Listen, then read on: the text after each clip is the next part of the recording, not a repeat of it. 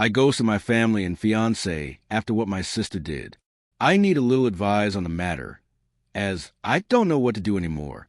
I was 21 when my fiance asked me to marry him. He was the absolute light of my life. We had known each other since preschool. Our families are very close. He would come and have dinner with us on a daily basis, and vice versa.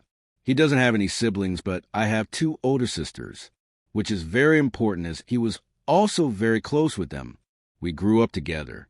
When we started dating, I don't think our parents stopped celebrating for weeks.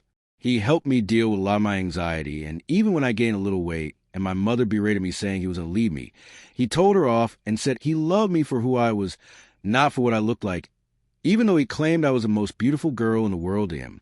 We were only engaged for 6 months before the incident. My middle oldest sister, let's call her Nikki, was a very cold person. She never showed any affection. She only ever opened up to my fiancé as she said she saw him as a brother, and he also helped her through a lot of her dark times, such as battling drug addictions and breaking the law. She and I never saw eye to eye. I loved her dearly because she was my sister, but didn't like her as a person. Out of the blue, she tells me she wants to take me clubbing, as we had never been together before, and she felt bad that she was so distant to me. I agreed, and that night we went out. Clubbing wasn't really my style, but once I had a few drinks, I loosened up a little and began having fun. The night was going smoothly until Nikki spotted a guy across the room whom she claimed she wanted to climb like a tree. She walked over to him, and within a few minutes she was back, and she had a sour expression on her face. I asked her what was up, but she never said anything.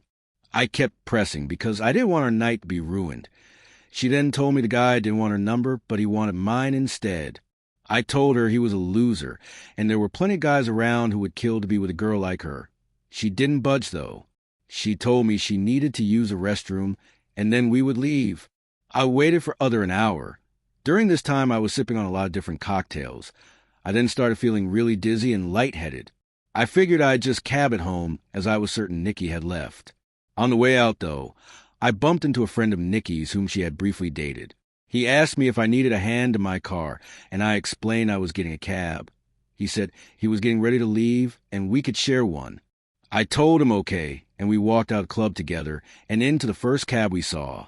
I tried to find my phone in my purse, but I felt myself getting dizzier and dizzier. I don't remember what happened next as I blacked out, and the next morning I woke up on a hard sofa, my head pounding. When I came to, I realized I was in Nikki's friend's house, and my phone was sitting on a glass table in front of me, but it was flat. When he noticed I was awake, he offered some tablets and water, and explained that I had passed out in the cab, and he didn't remember my parents' address. So he just picked me up and took me back here where he laid me on the sofa. I told him I needed to go home as my fiancé would be worried. He called a cab, and I left. When I arrived at my parents' house, my mother, father, Nikki, my fiancé, and his parents were all standing in the living room. I thought they were worried about me, but the instant I opened my mouth, my fiancé asked how could I do this to him. I tried to explain that my phone went flat, but he then went on screaming about how could I cheat on him. I was baffled. Why would he think that? I tried to explain the night's events, but I kept getting cut off. Nikki then chimed in and said I was a lying ass, and how could I be so heartless to a man who has been there for me through thick and thin. She went on to say I kept flirting with random guys all night, and then, when she went to the bathroom, she saw me leave with her friend. I told her what had happened, and she showed me photos on her phone where as we were leaving, his hand was on my back ushering me outside.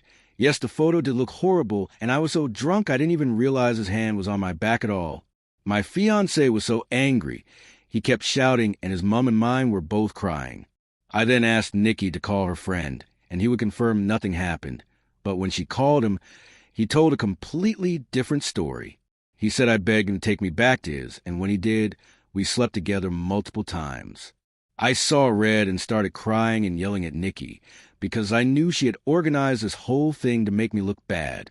I begged my fiancé to believe me, but he just shook his head and left. When everyone had cleared out, my mother slapped me across the face and told me to get out. I left and went to a friend's house where I stayed for a few nights. During those nights, I called my fiancé, crying and pleading with him to believe me that nothing happened, but it all fell on deaf ears, as he never returned any of my calls or texts. My mum texted me and told me she was kicking me out and that she couldn't believe I would do such a thing. And a lot of hurtful other slurs I don't think I could repeat here. She didn't even give me time to get my things, as she threw everything out. I was now homeless. None of my family would take me in, as they chose my fiancé and mother's side. I was homeless and single in less than a day and a half. My entire world had been taken away because of Nikki's lies. Now, for weeks, I tried everything to get my fiancé back and my family. The limit for me, though, was when Christmas time had come, and I went over to my mother's house to try and reconcile. I was sleeping from couch to couch during this time. When I got to my parents' house, I knocked on the door, but no one answered. My friend then called me and told me she just saw on Facebook that my family were in another state celebrating Christmas, and they had posted pictures online. Everyone was there, my sisters, parents, grandparents, and even my fiancé and his family. When I myself saw the photos, I couldn't stop crying as they all looked so happy. I cried for days and days before deciding to block them all. I even returned my engagement ring. My friend knew someone a couple hours away who was looking for some help in his restaurant, and he even had living arrangements above where he worked, so I could get rent at a cheap price and work at the same time. I wanted to start over with my life, as it hurt me that noon took my side, and they all left me to fend for myself. I was able to move pretty quickly and was doing well. The apartment was tiny, and I had to work 10+ hours almost every day, but I was able to save a lot of money. I'm not living in the apartment anymore. I was able to rent a much nicer condo, but I am still working at the restaurant as assistant manager. Now it has been roughly 2 years since I left and have not spoken to any of my family. I have no idea what is going with them until I got a knock on my door. It was my ex-fiancé. I was shocked to say the least. All these feelings came rushing back, and all I wanted to do was jump into his arms. But then I remembered the pain I had felt and tried to slam the door in his face, but he stopped it and asked that I let him explain. He said that Nikki had gotten married, and she had confessed that she lied about the situation because she had found someone she loved so much and realized what a horrible thing she had done. I asked him how he found me, and he said my friend told him. My entire family had been trying to get in touch with me and want to see me. I told him I needed time to see if I even wanted to have them in my life. He left, and I have been a mess since. I don't know what to do. I know I will never ever forgive Nikki. She could rob for all I care, but it's hard because my other family and fiancé didn't know she was lying. But I also felt like they abandoned me too quickly without letting me explain my side. I don't know if I should forgive them. Any advice would be much helpful. Give your advice in the comments.